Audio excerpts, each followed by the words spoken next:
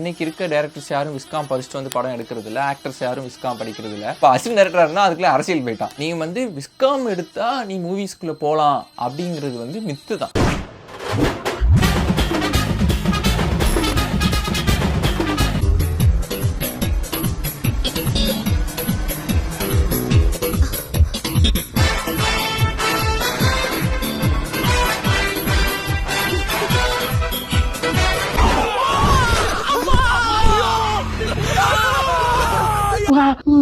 வணக்கம் நண்பர்களே, எல்லோரும் நல்லா இருக்க மாட்டேன்னு நினைக்கிறேன். நானும் நல்லா இல்லை மீன்ஸ் நம்ம எப்படி தான் நல்லா இருந்தாலும் நமக்கு ஏதோ ஒரு நல்லா இல்லை மாதிரி தான் இருக்கும். ஸோ அதை வச்சு சொன்னேன் நல்லா இல்லை அப்படின்னு சொல்லிட்டு.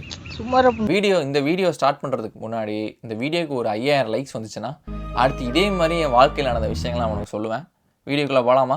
இது வந்து என்ன வீடியோ அப்படின்னு பார்த்தீங்கன்னா, இது வந்து சும்மா வெளிநாட்டில் இது நடக்குது அந்த வீடியோவும் கிடையாது, உள்நாட்டு வீடியோவும் கிடையாது. இது வந்து பொத்தம்பொதுவாக ஒரு வீடியோ. இது வந்து நான் இப்போ சும்மா படுத்துருக்கும்போது யோசிச்சேன், எப்போ என்னோட வாழ்க்கை வந்து தடம்புரடி போனது எப்போ அப்படின்னு, எதனால நம்ம இப்போ இப்படி இருக்கோம் என்ன அப்படின்னு யோசிக்கும் போது நான் விஸ்காம் சூஸ் பண்ணது. விஸ்காமை பற்றி நான் பேச போகிறேன். இது வந்து என்னோட லைஃப்பில் நடந்த வீடியோ, என்னோட லைஃப்ல நடந்த கதை. இது வந்து நாளைக்கு உங்க லைஃப்லயும் நடக்கலாம், சரியா? அதுக்காக ஒரு ப்ரிகாஷன் வீடியோன்னு வச்சுக்கோங்களேன். என் லைஃப் இப்படிலாம் நடந்துச்சு, நான் இந்த தப்புலாம் பண்ணேன், என்னோட எஸ்ஆர்எம் காலேஜ் லைஃப்லையும் சரி, நான் எடுத்த கோர்ஸ் விஸ்காமும் சரி, என் கூட சேர்ந்து படித்த பசங்களும் சரி, அடுத்து அவனுங்களாம் என்ன பண்றானுங்க, நான் என்ன பண்ணிட்டு இருக்கேன், விஸ்காம் எடுத்தா என்ன பண்ணலாம்.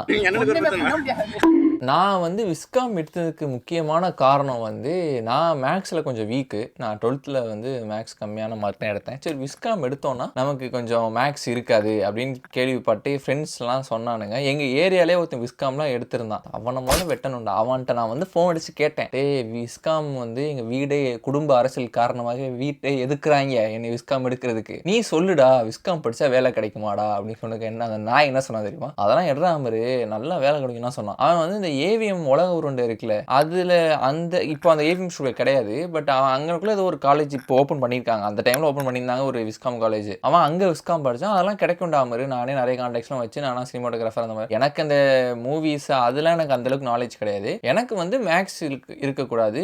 நான் அந்த டைம்லேயே கொஞ்சம் வீடியோஸ்லாம் பண்ணிட்டு இருந்தேன். சரி ஓகே, கொஞ்சம் வீடியோ கொஞ்சம் ரிலேட்டபுளாக கோர்ஸ் இருந்தால் நமக்கு கொஞ்சம் ஈஸியாக இருக்கும் அப்படின்னு சொல்றதுக்காக எங்கள் வீட்டில் வந்து எல்லாருமே எதிர்த்தாங்க, நீ விஸ்காமே எடுக்கக்கூடாது, விஸ்காம் எடுத்தினா நீ வாழ்க்கையில் உருப்படாம போயிருவ அப்படின்னு சொன்னாங்க. இவங்க என்ன சொல்றது, நம்ம வாழ்ந்து காட்டலாம்டா அப்படின்னு சொல்லி நம்ம எடுத்து படிச்சிடலாம்டா அப்படின்னு சொல்லிட்டு நானும் என் ஃப்ரெண்டு இன்னொருத்தவன், அவன் ஒரு கபோதி, 2 பேரும் சேர்ந்து விஸ்காம் கோர்ஸ் எடுத்தோம். அவன் வந்து மொட்டையா போறதுக்கு அவன் எஸ்ஆர்எம் எல்லாம் வேற எங்கேயோ போயிட்டான். நான் என்னோட ஏரியா ஃப்ரெண்ட்லாம் சேர்ந்து நாங்கள் எஸ்ஆர்எம் சேர்ந்துட்டோம், ஜாயின் பண்ணிட்டோம். அது இந்த கொரோனா வந்த டைம்லாம் கொஞ்சம் போயிட்டு இருந்துச்சு. அதில் கொஞ்சம் காலேஜ்லாம் கட் ஆயிடுச்சுன்னு வச்சுக்கோங்களே. நீ யாரை வேணா கேளு, எந்த விஸ்காம் படித்த ஸ்டூடெண்ட்ஸும் சரி, படிச்சுட்டு இருக்க ஸ்டூடெண்ட்ஸும் சரி, கூப்பிட்டு வந்து நீ விஸ்காம் கோர்ஸ் இந்த 3 வருஷம் கோர்ஸ்ல என்ன கத்துக்கிட்ட அப்படின்னு கேளுவே, ஒரு புண்டே இல்லை.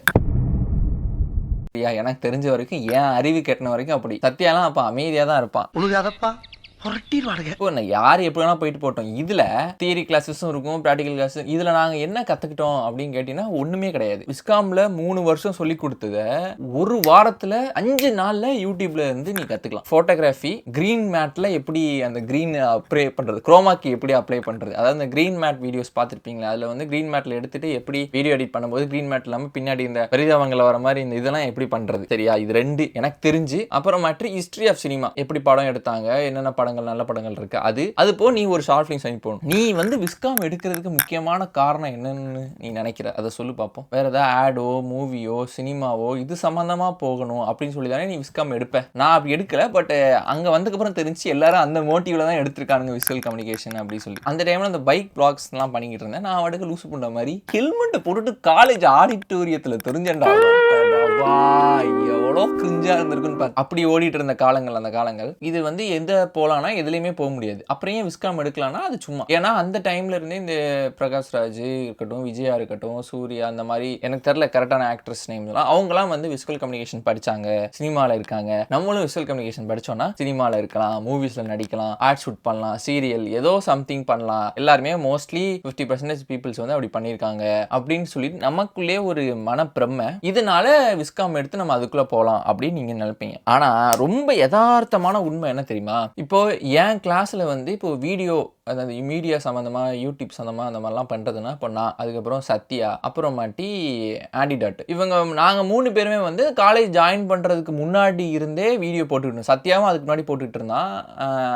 ஆண்டிடாட் அவன் டப்பிங் பண்ணியிருப்பான். அவன் சத்யா உங்களுக்கு தெரிஞ்சிருக்கும். ஆண்டிடாட் வந்து இந்த முத்துப்பாண்டி இங்கிலீஷ் டப்பு, வெற்றிமாறன் அந்த வடச்சென்னை இங்கிலீஷ் டப்லாம் பண்ணியிருப்பான் அவன். Whoa, Mala, from the beginning I'm seeing is saying no like a mosquito shouting near my ear. அப்புறம் நான் இந்த பைக்கில் சம்மந்தமே இல்லாமல் இப்போ வேறு சேனலில் ஏதோ வேறு வீடியோ போட்டுட்டு இருந்தேன். அப்புறம் மற்றவங்க எல்லாரும் இந்த ஃபோட்டோகிராஃபியில் ஒரு 5 பேர், இப்போ ஃப்ரெண்ட்ஸ் ஒரு சில பேர் மியூசிக் பண்ணுறேன், இன்னொருத்தன் வந்து 3D ஆர்டிஸ்ட்டாக வந்து ட்ரை பண்ணுறான், இன்னொருத்தன் பேர் எடிட்டிங்கு, இந்த மாதிரி நிறைய விஷயங்கள் வந்து பண்ணுறான். என்னோட கருத்தே வந்து என்னன்னா, நீ வந்து விஸ்காம் எடுத்தா நீ மூவிஸ்குள்ளே போகலாம் அப்படிங்கிறது வந்து மித்து தான். அதுக்கும் மூவிஸ்க்கும் எந்த சம்மந்தமும் கிடையாது. இவன் ஃப்ராடா மாமா.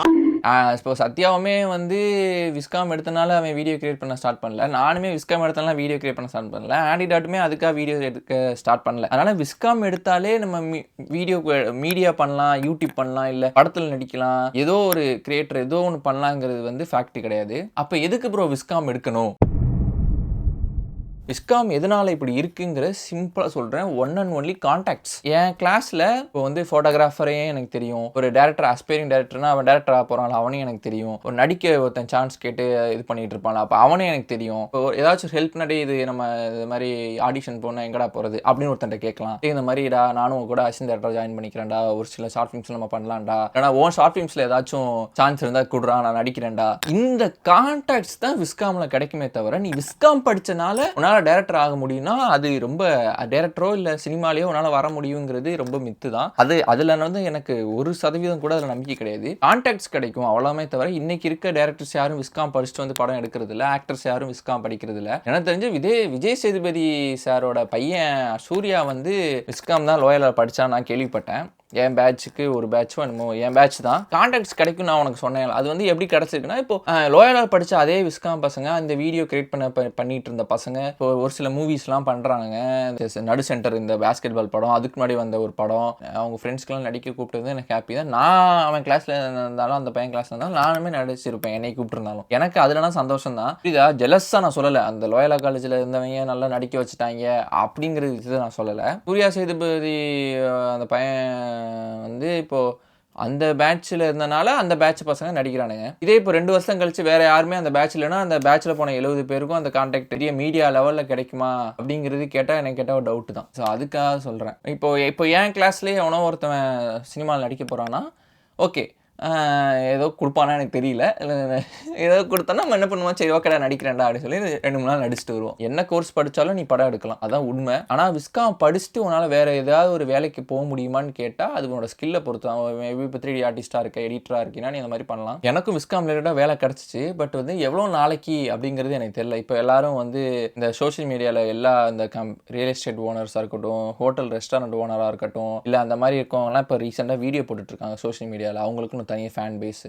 அப்போ அதோட பேக்ரவுண்டாக நம்ம வேலை செய்யலாம், இது கிடைக்குது அந்த மாதிரி வீடியோகிராஃபர் எடிட்டர்லாம். ஆனால் அது வந்து இன்னைக்கு இருக்க ஒரு ட்ரெண்டுனால நமக்கு அந்த வேலை கிடைக்குது. ஆனால் அதை ஒரு போர்ட்ஃபோலியோவாக மாற்றி நாளைக்கு ஒரு இதை நம்ம அடுத்த ஒரு கம்பெனிக்கு தவ முடியுமா? இந்த ட்ரெண்டு முடிஞ்சவொடனே, இந்த ட்ரெண்டே இப்போ தான் வந்துச்சு ஒரு 3 வருஷமா, சரி இப்போ இன்னும் 2 வருஷம் அந்த ட்ரெண்டு இருக்கும், அப்படி 5 வருஷம் கழிச்சு திருப்பி நம்ம ஒரு கம்பெனிக்கு மாறும்போது இது என்ன பேக்ரவுண்டாக நம்ம வீடியோகிராஃபரோ எடுத்திருக்கோம், அதே ஒரே ரீல்ஸ் ஃபார்மேட்டில் வீடியோவாக எடிட் பண்ணியிருக்கோம், அதை வச்சு நம்ம எப்படி பண்ணுறது அப்படிங்கிறனால நான் நல்ல சேலரி பேக்கேஜ் எனக்கு. ஆனால் அந்த காரணத்தினால தான் இதை வச்சு இதை ஒரு போர்ட்ஃபோலியோ நம்ம காமிச்சு எத்தனை நாள் ஓட போகிறோம் அப்படிங்கிற மாதிரி எனக்கு ஒரு கேள்வி. தொடர்புகள் தான், தொடர்புகள் இருந்தால் தான், கள்ள தொடர்பு கிடையாது, நல்ல தொடர்புகள், நல்ல ஃப்ரெண்ட்ஷிப் இருந்துச்சு, நல்ல ஃப்ரெண்ட்ஸ் கேங் இருந்துச்சு. சத்யாலாம் வந்து அப்போவே குவைட்டாக தான் இருப்பான். அவன்கிட்ட பேசி நான் ரொம்ப நாள் ஆச்சு சத்யாட்ட பேசியே. ஏதாச்சும் அப்போதைக்கு ஏதாச்சும் வீடியோ டவுட்ஸு, நான் அவன்லாம் என் கிளாஸ்னே தெரியாமல் அவன்கிட்ட போய் பிக் ஃபேன்லாம் சொல்லி, தமிழ்லேயே நீ தான்டா சொல்லி கொடுத்த, எங்கடா இருக்கு அப்படின்னு கேட்டால், டே நான் உன் கிளாஸ்டா அப்படிங்கிறான். அந்த மாதிரி காலங்கள். அதுக்கப்புறம் ஏதாச்சும்னா பேசுவான், அவன் சைலண்டாக தான் இருப்பான், கிளாஸ் ரொம்ப பேச மாட்டான். இதே இவங்க 2 பேரை மட்டும் நான் சொல்கிறேன், மற்ற யாருன்னா மற்றவங்களாம் வேறு இதில் இருக்காங்க. இவங்க நாங்கள் தான் மட்டும்தான் இந்த யூடியூப் கொஞ்சம் பண்ணிகிட்டு இருக்கோம். அவனுங்க எல்லாரும் வேறு கோர்ஸ், அதாவது இந்த டைரக்ஷனு, ஃபோட்டோகிராஃபி, ஆக்டரு, அந்த மாதிரிலாம். இப்போ எனக்கு தெரிஞ்சு என் கிளாஸ் போய் ஒருத்தவன் இந்த மகாராஜா விஜய் சேதுபதி படம் வந்துச்சுல, அப்போது இந்த படம் இப்போ உங்களுக்கு ட்ரெண்டாக இருக்குது, அவன் அப்போ ஷூட்டிங்கே அப்போ போய் அசிஸ்டன்ட் டேரக்டர் ஏதோ ஒர்க் பண்ணி சொல்லிட்டு இருந்தான். அப்போ கேட்டோம் என்னடா படம் நடிக்கிறாரு விஜய் சேதுபதி கேட்கும்போது, டே மகாராஜா படம் நடிக்கிறாரா அப்படின்னு. அப்போ பெருசாக அந்த நேம் கிடையாது. அந்த மகாராஜா படம் விஜய் சேதுபதி நடிக்கும்போது அப்போ அது பெரிய பேரோ நேமோனா கிடையாது. அப்போதைக்கு அப்படியாடா சரின்னு சொல்லி விட்டுட்டோம். அப்புறம் படம் ரிலீஸ் ஆனதுக்கப்புறம் ரொம்ப லேட்டாக தான் ரிலீஸ் ஆச்சுன்னு நினைக்கிறேன். நடித்ததுக்கும் ரிலீஸ் ஆனதுக்கும் கொஞ்சம் டேட் கேப் இருந்துச்சு. அப்புறம் படம்லாம் ரிலீஸ் ஆனதுக்கப்புறம் என்னடா பயங்கரமான படமாக இருக்கேடா பின்னி விட்டாப்லே. இதில் என்னன்னா அவன் அதுக்குலாம் அரசியல் போயிட்டான். இப்போ அசின் டேரக்டராக இருந்தால் அதுக்குலாம் அரசியல் போயிட்டான். என்னடா நீ அங்கே போயிட்டு படம் ரிலீஸே சூப்பராக இருக்குன்னு ஆமாண்டா ஊரில் வந்துட்டேன்டா ஒரு இதுடா அப்படிங்கிறான். என்னடா டேய் சரி ப்ரோ இப்போ விஸ்காம் எடுத்தனால தான் உன் லைஃப் இதாகிடுச்சு. இது வேறு ஏதாவது கோர்ஸ் எடுத்துருந்தா பிடிங்கிருப்பேனா அப்படிலாம் கிடையாது. என்ன கோர்ஸ் எடுத்தனாலும் எனக்கு ஒன்றுமே வந்திருக்காது அப்படிங்கிறது எனக்கு லேட்டராக தான் புரிஞ்சிச்சு. இப்போ என்ன பண்ண போகிறேன் 2 ரூபா அடுத்து என்ன பண்ண போகிறேன் அப்படின்னு கேட்டீங்கன்னா ஒன்றுமே கிடையாது. ஆப்டுட்டேன் தூங்கிடுவேன். ஆனால் லைஃப்பில் என்ன பண்ண போகிறேன்னா ஒன்றுமே ஐடியாவே இல்லை. இந்த ரீல்ஸ்லனா ஏஎஸ்மார் ரீல்ஸ்லனா அந்த ஒரு ஏதாச்சும் ஒரு பொருளை வச்சு மேலே ஒரு மிஷினை வச்சு இப்படி அழுத்துவாங்க. அந்த வீடியோ பார்த்துருப்பீங்க ரீல்ஸில். அப்போ அழுத்தையில் ஒரு ப்ரெஷர் உண்டாகும்ல அந்த மாதிரி ஒரு மன அழுத்தமாக இருக்குடா எனக்கு. உண்மையிலே வந்து எவ்வளோ நாள் இப்படி ஓடிட்டே இருப்போம், இல்லை எவ்வளோ நாள் இந்த வெளிநாட்டில் இருக்கிறது, இல்லை எவ்வளோ நாள் வந்து இந்த வீடியோ போட்டுட்டு இருக்கிறது, என்ன அடுத்து பண்ண போகிறோம் அப்படிங்கிறதே எனக்கு தெரியல. ஒரே மன அழுத்தமாக இருக்குது எனக்கு. அந்த அழுத்தம் அப்படியே நெஞ்சில் ரெண்டு ராடையும் இப்படி நெஞ்சில் வச்சு இப்படி அழுத்தம் எப்படி இருக்கும் அந்த மாதிரி ஒரு அழுத்தமாக இருக்குது. நான் இந்த ரொம்ப நாளாக விஸ்காம் பற்றி பேச நினச்சிட்டே இருந்தேன். பெரிய இது இந்த கோர்ஸ்லாம் கிடையாது. விஸ்காம்ங்கிறது ஒரு நார்மல் கோர்ஸ் தான். அந்த கோர்ஸ்னால ஒரு யூஸ் உண்டையும் இல்லை.